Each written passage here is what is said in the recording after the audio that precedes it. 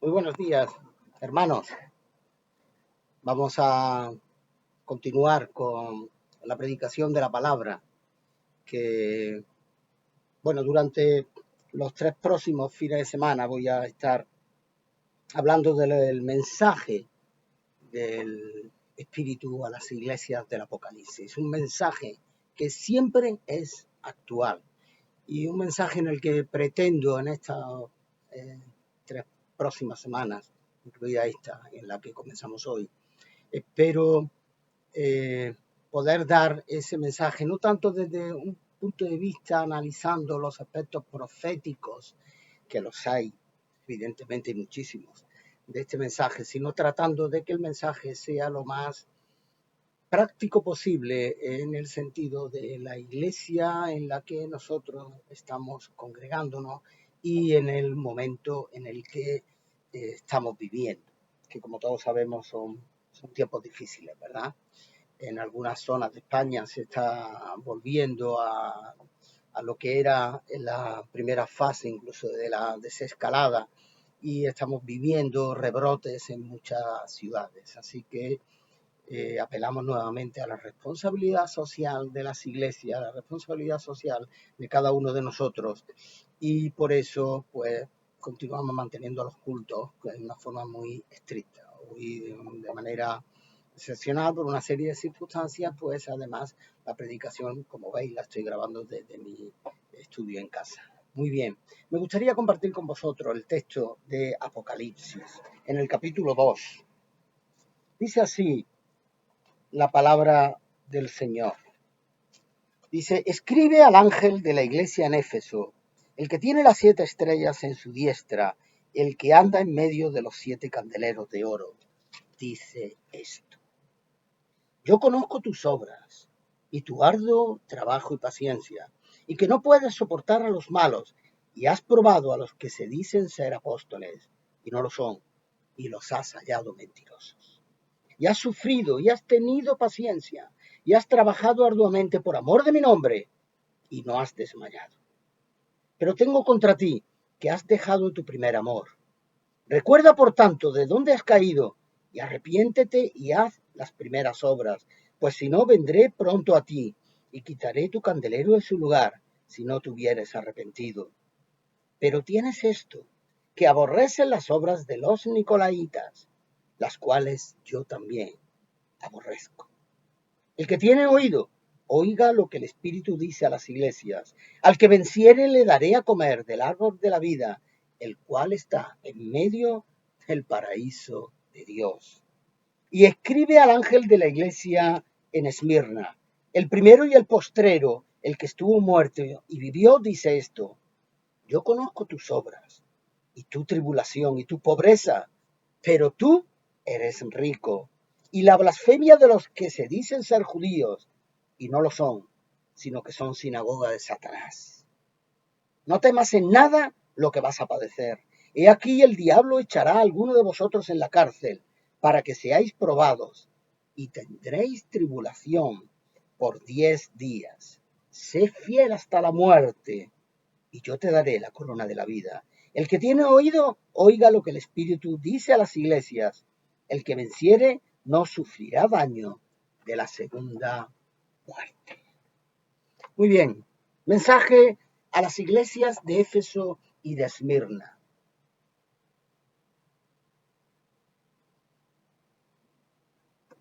Un mensaje, como digo, actualísimo, actual.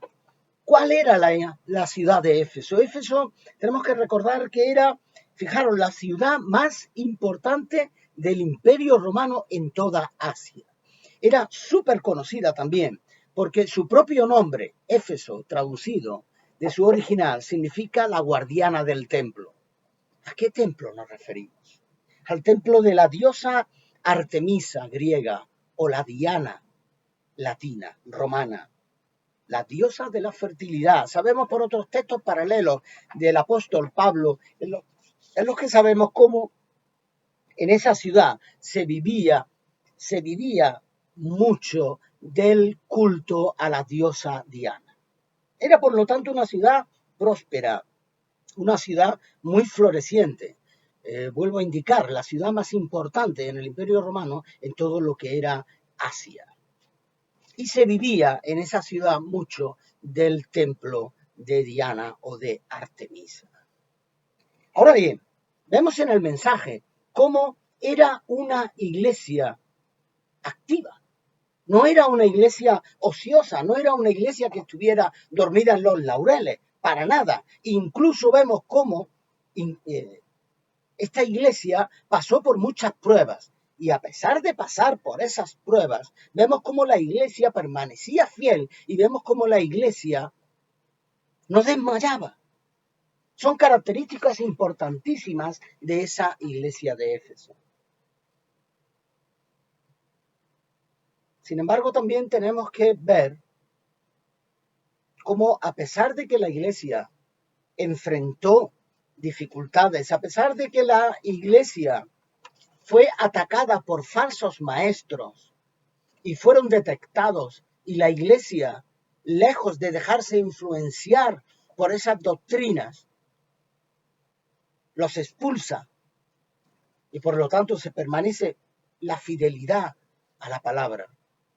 Vemos algo importantísimo que quisiera destacar. Quizás es lo que más quisiera destacar en esta mañana en cuanto al mensaje de la iglesia de Éfeso se refiere. El ángel advierte a la iglesia. Literalmente dice, tengo contra ti, en una traducción literal, diría, tengo contra ti que dejaste atrás tu amor, el primero. En nuestra traducción vemos que lo dice de otra forma, ¿verdad? Tengo contra ti que dejaste tu primer amor. Pero en esta traducción literal vemos que dejaste atrás tu amor, el primero, el que no se puede dejar. ¿Cuál es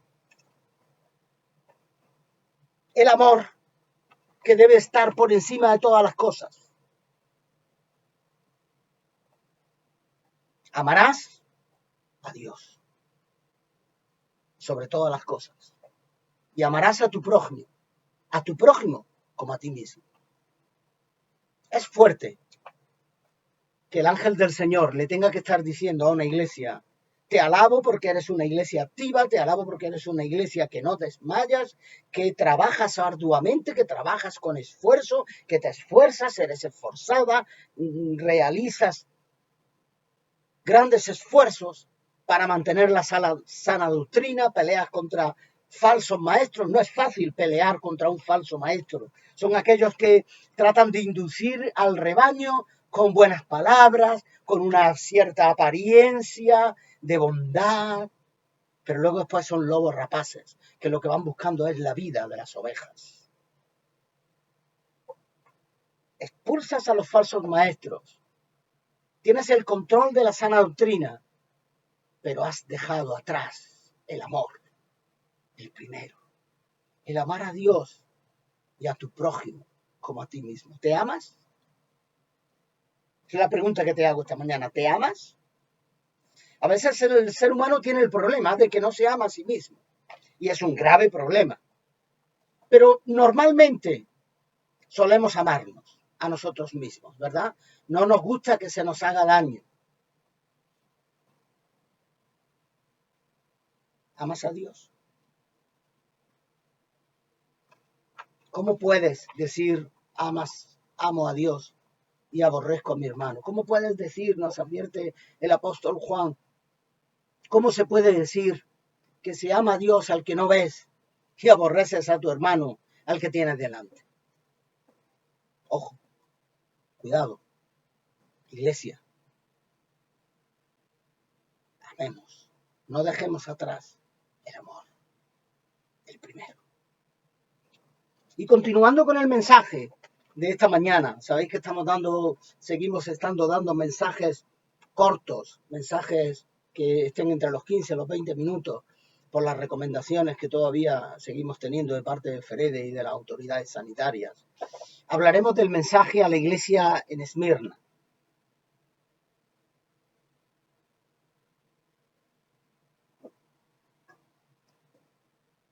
La palabra Esmirna significa mirra.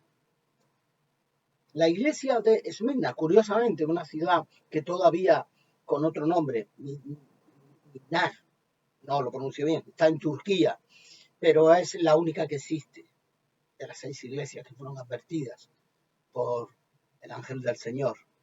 Mirra era una ciudad también muy próspera que vivía de la fabricación de perfumes. Una ciudad muy comercial, habituada a las transacciones dentro del Imperio Romano y en toda Asia. Vemos como aquí el ángel del Señor destaca una serie de características. Podríamos nosotros hoy destacar su fidelidad. La fidelidad al mensaje de Cristo. Y cómo esa fidelidad al mensaje de Cristo hace que esa iglesia tenga una persecución. Incluso hace ser una iglesia dentro de una ciudad tan comercial. Sin embargo, la iglesia está representada por la humildad y la pobreza. Dentro de una ciudad tan próspera, dedicada a un negocio tan importante en aquella época como era el perfume, no al alcance de cualquiera. Aún hoy día hay perfumes que no están al alcance de cualquiera. Sin embargo, la iglesia destaca por su humildad y su pobreza debido a la fidelidad al mensaje de Cristo. Pero a pesar de esa pobreza material, el mensaje fundamental a la iglesia de Esmirna es: tú eres rico. Qué importante no atesorar los bienes materiales que en la tierra se quedarán cuando nosotros ya no estemos y que además aquí generarán polvo y generarán moho, bienes inmateriales. Y qué importante conservar los bienes espirituales, la fidelidad a Cristo. A veces el ser fieles a Cristo nos hace atesorar pobreza material, desprenderte de tus bienes. Mira, siempre en muchísimos talleres, en muchísimas charlas, conferencias o en muchísimas consejerías, hay una pregunta recurrente. ¿Por qué el diezmo? El diezmo quedó abolido, la nueva ley es la gracia, ya no hay obligación del diezmo. Y a veces pensamos que el diezmo nos empobrece, pero la fidelidad a Cristo te hace ser rico. Sé fiel en lo poco y Dios te hará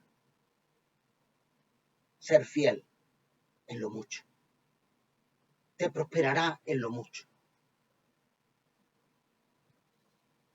Se nos advierte cómo algunos que decían ser judíos, los elegidos por Dios para hacer la obra redentora de su propio Hijo, como algunos que decían ser judíos habían convertido la sinagoga en una sinagoga de Satanás. Oye, esto, no voy a entrar, como digo, en los aspectos proféticos del pueblo judío, del pueblo de Israel, ni nada de esto, pero cuidado, nosotros estamos llamados a ser una congregación en la que, teniendo en cuenta el mensaje de Éfeso, no dejemos atrás el amor, el primero, a Dios y al prójimo, que es la representación de Dios en la tierra.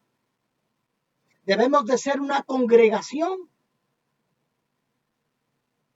de Cristo y no una sinagoga de Satanás. A veces convertimos la congregación en lo que no debe de ser, cuando damos lugar a lo que es perder ese amor. Dejando atrás el amor, estamos perdidos. Iglesia, dejando atrás el amor, estamos perdidos. Solo el amor nos salvará. Hay una canción que recurrentemente escucho en los funerales católicos. Dice: al atardecer de la vida nos examinarán del amor. No te examinarán por los grandes logros, no te examinarán por esto, por lo otro, no. Dice el apóstol Pablo que toda nuestra obra será sometida a prueba. Y algunos, en esa prueba, su obra se quemará como hojarasca. Pero el amor perdurará. El amor perdura para siempre. y la promesa con la que termina el ángel del Señor a esta iglesia en Esmirna. No temas lo que vas a padecer. Iglesia, no temamos lo que vamos a padecer. Ciertamente volvemos a tener una inquietud por el futuro. Hay muchísimas personas que están inquietas por qué va a pasar con esta situación de crisis, de rebrote. Se decía que iba a venir en octubre, en noviembre, pero ya lo tenemos aquí. Es un verano diferente, distinto. No temas, iglesia. No temas por lo que vas a padecer. Padece con fidelidad a Cristo.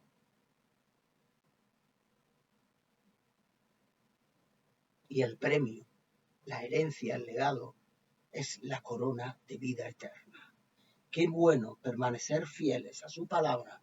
Qué bueno saber que nos está esperando una corona no corruptible, una corona que nadie nos va a ver, no nos van a aplaudir. Pero nuestra vida va a estar escondida en Cristo. Y vamos a recibir esa corona del mismo que recibió una corona de espinas, pero que no tuvo en cuenta ese padecer, sino que él era consciente de que padeciendo con esa corona de espinos, estaría ganando la salvación para ti y la salvación para mí. Así que, iglesia, permanezcamos fieles a su palabra. Escuchemos estos mensajes, meditemos en ellos y ojalá que nuestra vida pueda dar fruto, fruto en abundancia y fruto que permanece. Nos vemos la próxima semana. El Señor os bendiga grandemente. Amén.